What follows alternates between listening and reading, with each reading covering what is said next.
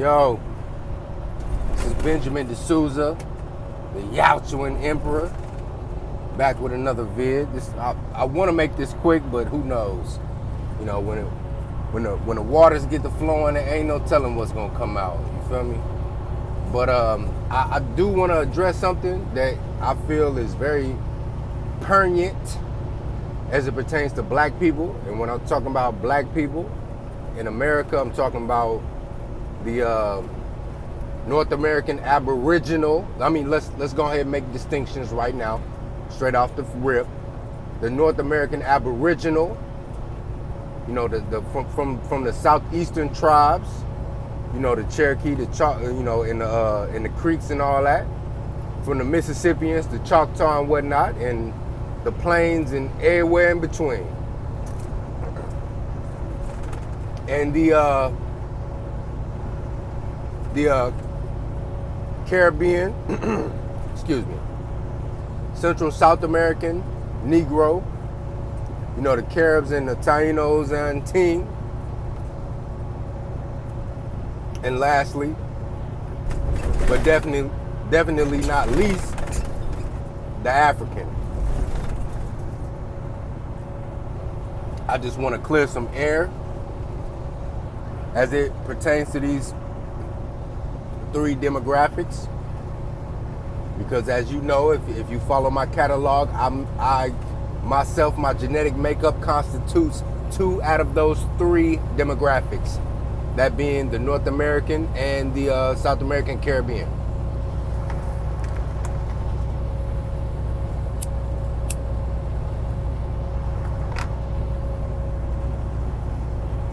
Now this vid is in no way derisive, divisive. I'm just, airing some shit out and giving my take on it. If you follow my catalog, my entire catalog closely, you will see that I've documented that I've had certain run-ins with different with several of these different demographics, all 3 of them. That being the North American, the Caribbean, and the African. And I've raised points of contention with all 3 of them.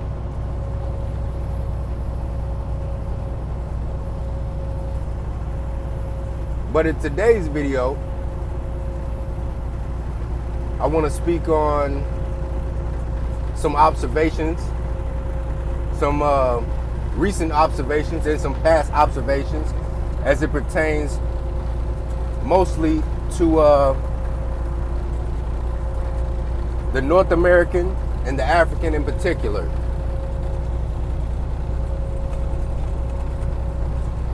Now, as you guys know, I'm all over this country, man, all times, I'm everywhere, you feel me? I'm everywhere and nowhere at the same time. But I run into a vast array of different type of peoples on the regular. I interact with them on, various degrees, whether, I'm at a truck stop in Northwest Chicago talking to a Caribbean brother, and we having a 30-minute to an hour-long conversation as we're waiting on a shower to open up, or whether I'm talking to a country bumpkin, mildly attractive white woman who's a gas station clerk at a gas station. I interact with these people. I'm somewhat of a pseudo anthropologist, if you will. I study cultures and I compare the overlap between them. My culture, your culture, their culture, how they all relate, and where there are points of similarity between them.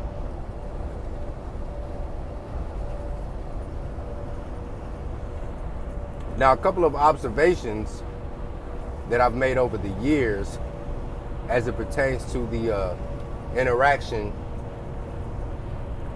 between the North American Aboriginal Negro. I want to drive that point home. That's why I put emphasis on the word Aboriginal.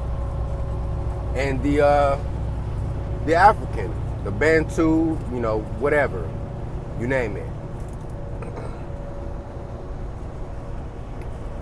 Now, I've interacted with these Africans in various, how you say, venues of interaction. That's good enough.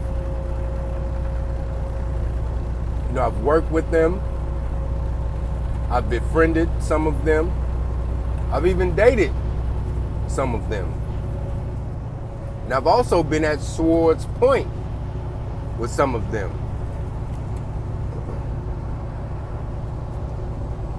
And as a pseudo social scientist, if you will, I've made several mental documentations on their psyche as it pertains to their interaction with the North American Aboriginal Negro.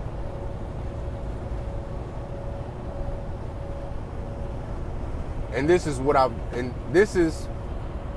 and you know, you can do your own independent study and come to your own conclusion, but this is my thesis.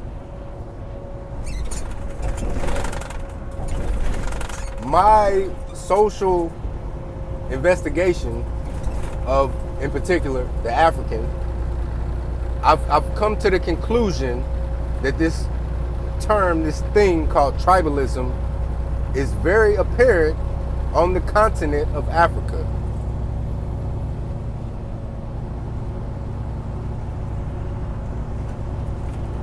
You know, let's just take a well-known African country. I use them as an example in many of my videos when I'm talking about Africans. But let's use Nigeria for an example. You know, back in the old country, from my studies, there is some points of contention between various tribes of Nigeria. Shout out to the Yoruba tribe. I believe Hakeem Olajuwon is a Yoruba. No. I'll take that back. He's a Hausua. He's a Hausua. And yeah, he swept my Orlando Magic back in the early to mid 90s. And I remember being like 9 years old, 10 years old, watching on my black and white TV with the click dial, where you had to click the dial to change the channel. I watched them 8 o'clock every night. I was at home in my room watching this joker do the Akeem, the Dream Shake on Shaq, and swept my Orlando Magic in 4 games. I was so goddamn pissed. Alright, but I digress. But yeah, shout out to them for producing such a awesome basketball talent. But anyway, there is, you know, points of contention between the Igbo, the Yoruba, and the Hausua tribe in Nigeria, right?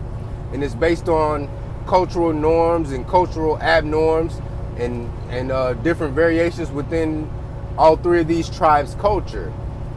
And they practice tribalism, which is essentially, for lack of a better term, racism, but it's not predicated on race, but it's predicated on tribe and tribal practices. And what I've noticed is that many of these Africans, especially the first generation, not so much the second generation, but the first generation who come over here, they bring that cultural practice of tribalism and discrimination against other peoples who are not of their tribe.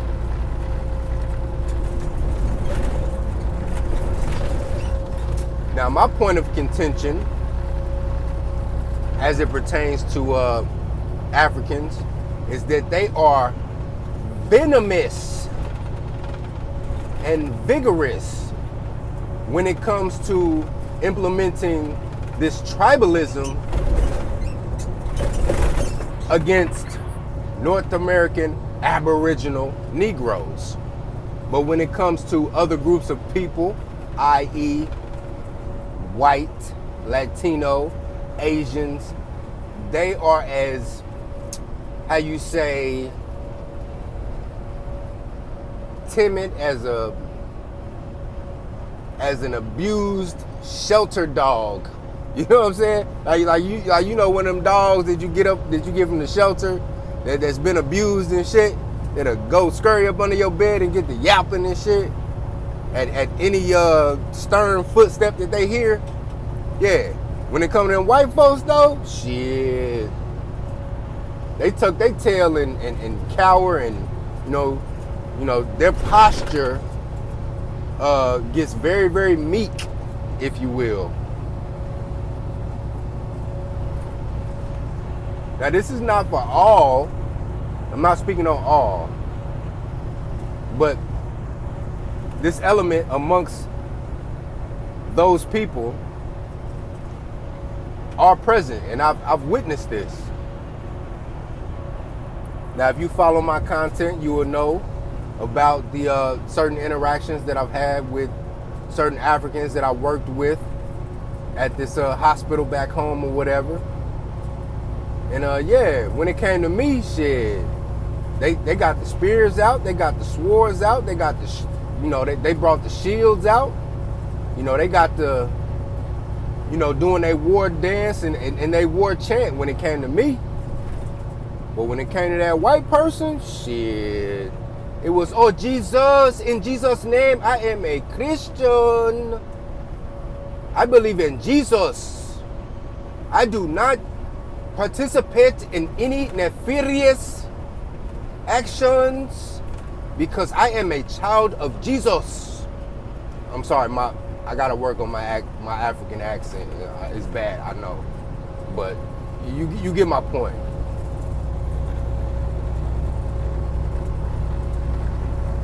Now I contrast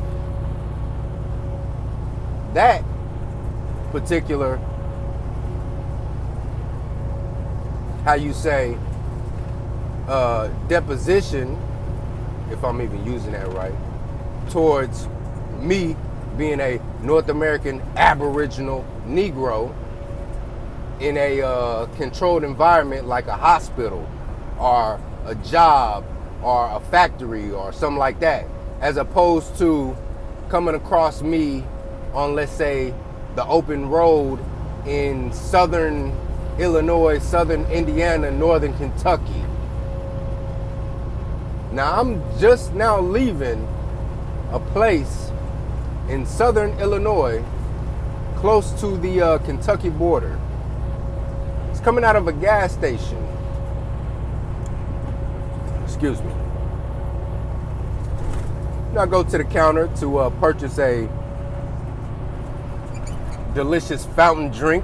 Excuse me while I take a sip.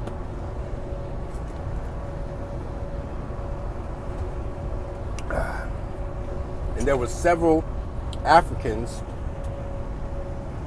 I believe they were a team, a commercial truck driving team. But they were buddied up.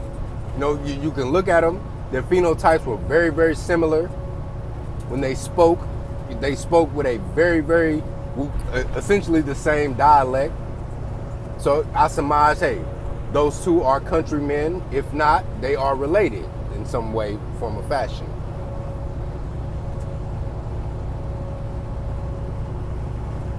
But they seen me. One of them made eye contact with me. And I had a t-shirt on with a skull and a quote-unquote Indian headdress with the full feather plume headdress on. And the feathers were red and white. And it had a rag tied around the top of the skull, which is blue. So, my image that I'm portraying, I'm letting motherfuckers know, hey, this is my country, this is my land, this is the land of my ancestry, yada, yada, yada. So I made eye contact with one. He looks at my shirt. He looks back at me, and immediately he melted. Now, if you go through my catalog, you will see that I spoke on something that I coined the Coming to America complex. Now, in short, the Coming to America complex, if you're familiar with the movie from the 80s, is when Africans come over here and they try to come with this puffed up projection that they're quote unquote African royalty. And they try to play on the ignorance of the vast majority of North American Aboriginal Negroes to get a psychological edge on us, if you will. But when he seen this shirt that I had on, he immediately knew that he didn't have that psychological edge on me. He had to deal straight with me. He had to come straight from the hip with me. You know, he was, at the time when I made eye contact with him, he was on the cell phone. And his African accent was very thick. But as soon as we made eye contact and he looked at my shirt, I walked past him to go to the counter to purchase my beverage. I'm listening to him in the background. His African accent was, for lack of a better term, cleaned up a bit. He cleaned it up. He started talking more in a conventional American accent, if you will. Now see, had I had on a t-shirt with the continent of Africa on it, with some red, black, and green type of shit, and he seen that, and then he assessed my phenotype, and he clearly knows that I'm not African, but he sees that I'm rocking some African shit, he'd have laid that accent on extra thick to try to psychologically pull my strings to let me know, yeah, nigga, yeah, Akata, you think you from the continent, but I'm really from the continent. You know what I'm saying?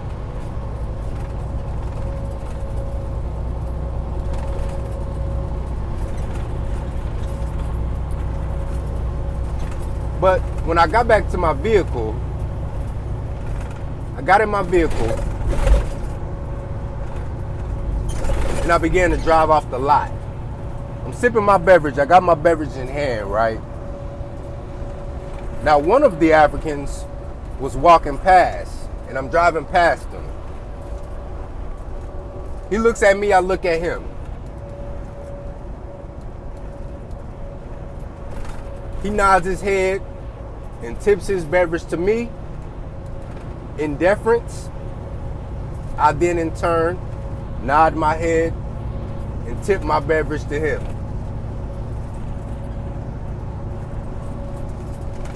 Now we're in middle America,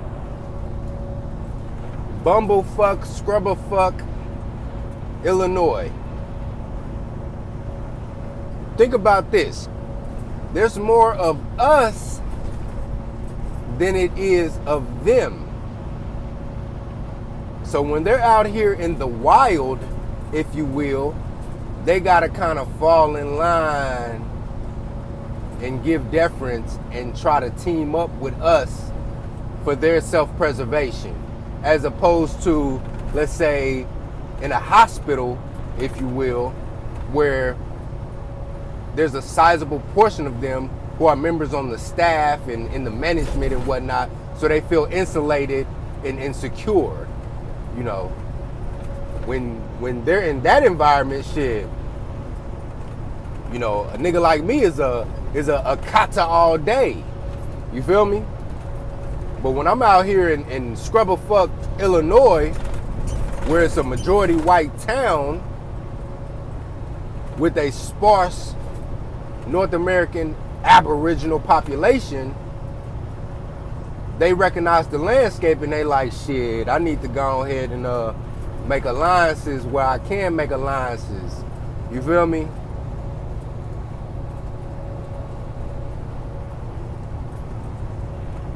And but you know, us North American Aboriginals, we practice tribalism to a various degree. So do the Caribbeans. You know, I know that better than anybody. Me being North American and Caribbean. But you know, this is just a social observation of mine. Do with it as you will. But yeah, this is Benjamin D'Souza, the Yautjuan Emperor. Like, share, and subscribe. You can contact me via email at onepeopleonenationonedestiny@gmail.com. That's all one word. And until next time, stay vigilant. It's the Yautjuan way.